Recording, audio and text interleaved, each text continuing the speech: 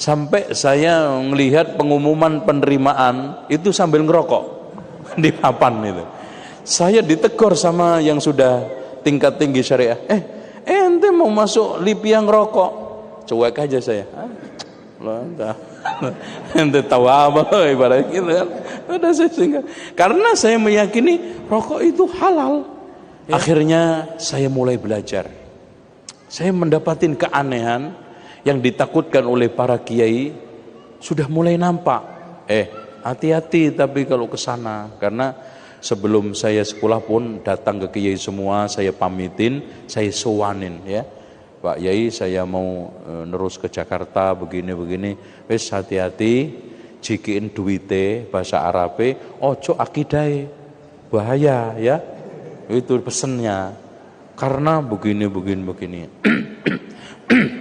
Apalagi di dalam buku itu ada 3 aliran sesat yang harus diwaspadai dan tokohnya.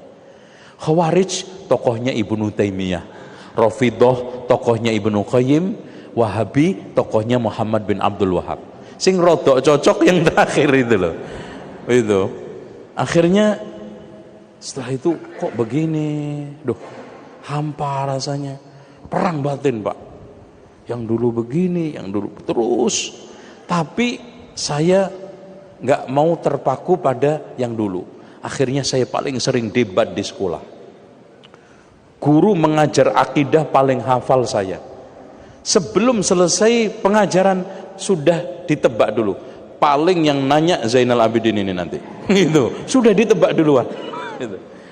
Dan pernah saya itu dikeluarin dari kelas, ngeyel. Jadi eyelan dulu masih ada. Kan di salah satu dosen mengatakan makanan selamatan itu haram. Syekh, makanan selamatan itu apa? Beras kan, buah-buahan, daging sapi, daging kambing. Haramnya dari mana?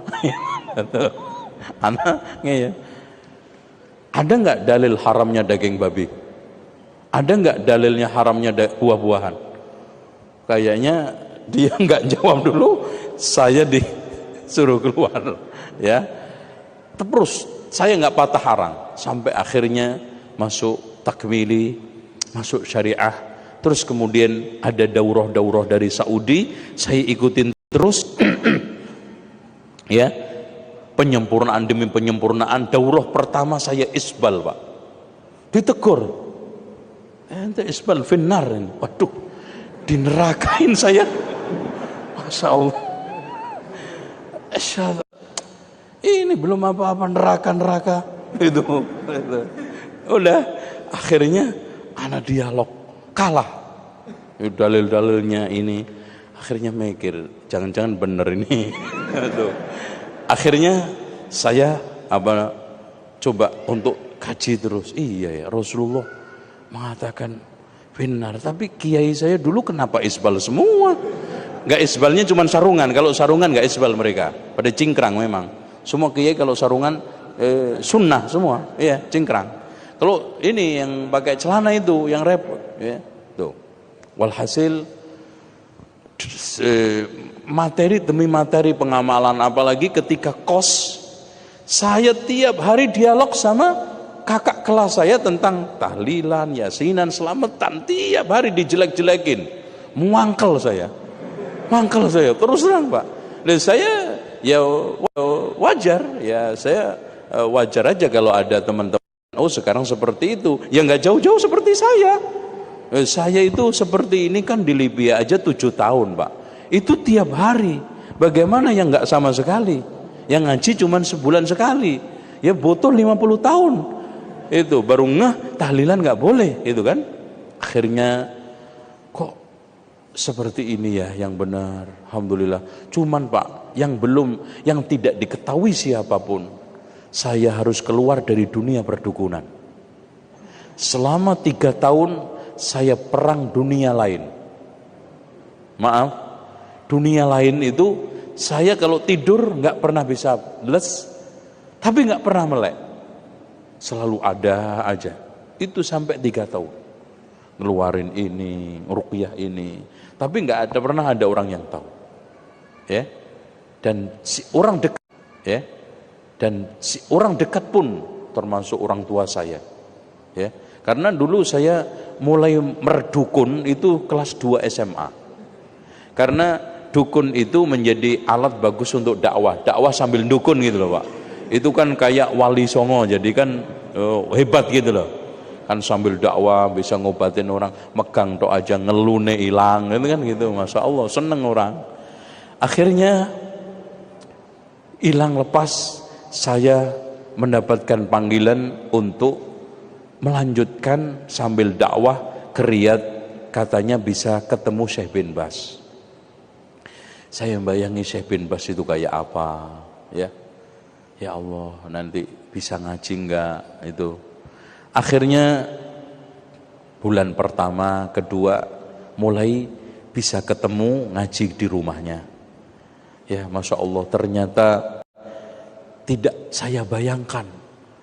Tak kira wonge gede, terus gagah, susah untuk ditemui dan menjaga jarak. Ternyata Masya Allah di rumahnya, ya, beliau dalam keadaan buta. Saya lihat subhanallah sorbannya sudah sangat jelek, ya. Bajunya pun sangat sederhana. Dan yang lebih membuat kita tertarik, ya Allah ini benar-benar ulama nih. Makan bareng sama kita. Jadi yang ngasih makan beliau. Ya, gelar gitu di ngaji itu ada 2 term ya. Habis sholat Jumat, beliau dengar khutbah dulu, khutbah rekaman, terus kemudian ngaji, setelah ngaji, sholat asar, habis itu makan, habis sholat asar, ngaji lagi sampai menjelang maghrib, terus begitu di rumah, Nah, makan sama kita, ya, cuci tangan di tempat bareng-bareng, ya, dan tidak pernah ada wah ini orang Indonesia, ini orang enggak.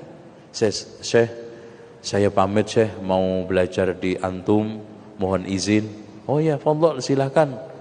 Ini tempat pelajaran, ini belajar siapa aja, bukan hanya untuk orang Arab, silakan.